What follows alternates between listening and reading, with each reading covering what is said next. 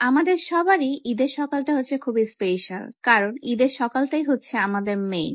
সবাইকে ঈদ মোবারক। আশা করি এই ঈদে আপনারা অনেক বেশি ভালো আছেন এবং সুস্থ আছেন এবং পরিবারের সাথে আছেন।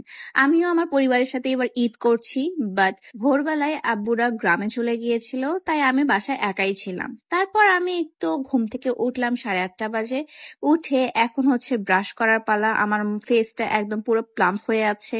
কারণ হচ্ছে আমি এত ঘুমিয়েছি, আমি অনেক তাড়াতাড়ি ঘুমিয়ে গিয়েছিলাম ঈদের কারণে। আমি ব্রাশ করে নিলাম এবং এখন হচ্ছে আমার রাইস সোপটা দিয়ে আমি আমার ফেসটাকে ক্লিন করে নিব। এই রাইস সোপটা হচ্ছে আমাদের arts of pear rice soap, এটা ছাড়া আমি ইউজ করি না। ফার্স্টে হাতে ঘষে নিয়ে দেন হচ্ছে আমার ফুল ফেসে মাসাজ করে নিব। এতে করে যেটা হয়, এক্সট্রা যে অয়েলটা আছে সেটা আমার ক্লিন হয়ে যায়, ডেড সেলস গুলো রিমুভ হয় এবং সকালে উঠে একটা ফ্রেশ লুক দেয় আমার ফেসের মধ্যে। স্কিনটা একদম চকচক হয়ে গেল, এক্সট্রা তেলও কিন্তু আমার চলে গেল। এখন হচ্ছে গোসল করার টাইম। গোসল করার পর আমার ম্যান্ডেটরি যে কাজটা আমি সেটা করি।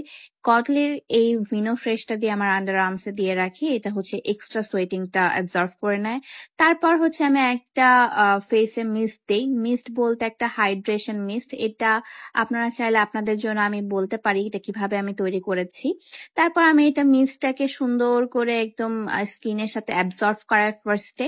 এরই মাঝখানে আমি যেটা করব, আমার চুলটা যে এক্সট্রা পানিগুলো আছে সেগুলো একটু ঝেড়ে নিব। কারণ এক্সট্রা চুলে পানি থাকলে চুলের পানিটা সব জায়গায় পড়ে, যেখানে বসি বা যেখানে শুয়ে থাকি সেখানে ভরে যায়। তো এক্সট্রা চুলের পানিটাকে একটু আমি ঝেড়ে নিচ্ছি। তারপর আমি একটা সিরাম অ্যাপ্লাই করব। সিরামটা অ্যাপ্লাই করে আমার ফুল চুলে দিয়ে দিব। চুলটাকে কোনোভাবে আঁচড়ানো যাবে না। তারপর আমি ময়শ্চারাইজার ক্রিমটা আমার দিয়ে দিচ্ছি। তারপর ময়শ্চারাইজার ক্রিমটা দেওয়ার পর আমার স্কিনটা একদম হাইড্রেট হয়ে গেল। তারপর নামাজ কালাম পড়ার পর আমি ওই পার্টটা নেইনি, একদম স্কিপ করে গিয়েছি। তারপর হচ্ছে লাম আমার বাসায় একটা বেকিং পাউডার দিয়ে গেল। এখানে আমি এখন একটা কিছু জিনিস বানাবো, সো বেকিং পাউডারটা লাগবে। তারপর নিশি আপু আমার জন্য এই সুন্দর মাংস, তারপর ভাত এগুলো দিয়ে গেল। অ্যাজ বাসায় আমি একা ছিলাম, আব্বু আম্মু ছিল না, তাই আমি বাসায় এসব দিয়ে গেল সবকিছু। খাওয়া দাওয়া শেষ করার পর দেখলাম যে থালা বাসন অনেক বেশি জমা হয়ে গেছে। আর আম্মু এক হাতে কত কিছু করবে, অ্যাজ হচ্ছে এই কুরবানি ঈদটা হচ্ছে খাটনির ঈদ, অনেক বেশি কাজ থাকে। তাই আম্মুর একটু খাটনিটা কমানোর জন্য আমি যেটা করলাম সেটা হচ্ছে সব থালা বাসনগুলো আমি মেজে রাখছিলাম। এটা তার আগের রাতে থালা বাসন এবং সকালেও মনে হয় আব্বু খেয়ে গেছে, সো এগুলো কোনো কিছুই হচ্ছে ধোয়া হয়নি। তো ভাবলাম যে আমি তো নিজের বাসায় থাকলে করতামই, তো ওয়াই নট আমার মায়ের বাসাও করি।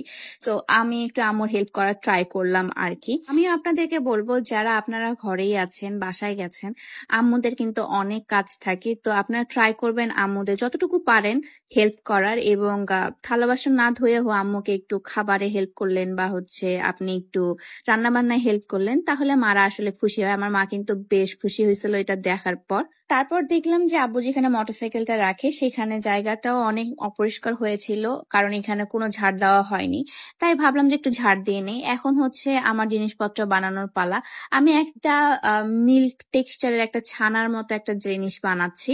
তা আমার নিজের ওন রেসিপি, সো এটা বানাতে যা যা লাগে আমি সেগুলো একটু ট্রাই মারছি। এবং আমার মতো কারা আপনারা আছেন যারা এই দুধ পাউডার খেতে অনেক বেশি পছন্দ করেন, আমার মতো দুধ পাউডারের পাগল, একটু কমেন্ট করে জানাবেন কিন্তু। তারপর এই তো আমি এখানে হচ্ছে গোল গোল করে নিয়েছি। এগুলো কিন্তু পরে হচ্ছে আপনার মেল্ট হয়ে যাবে। মেল্ট হয়ে গেলে তারপর একটা ছানার মতো তৈরি হবে।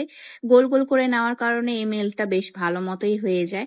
তারপর আমি এটা করে এখন হচ্ছে আপনাদেরকে ঈদের ড্রেস দেখাই আমার। এগুলো হচ্ছে আমার ঈদের ড্রেস, যদিও এগুলো আমার পেজেরই ড্রেস। এগুলো আমি বানিয়েছি, সব আনস্টিচ ড্রেস ছিল। এটা যেটা ড্রেস দেখছেন এটা হচ্ছে কারিজমা ড্রেস, এবং এটা হচ্ছে আমাদের আনস্টিচ ড্রেস, যেটা আর্টস অফ পিয়ার একদম কটন আনস্টিচটা থাকে এমব্রয়ডারি করা।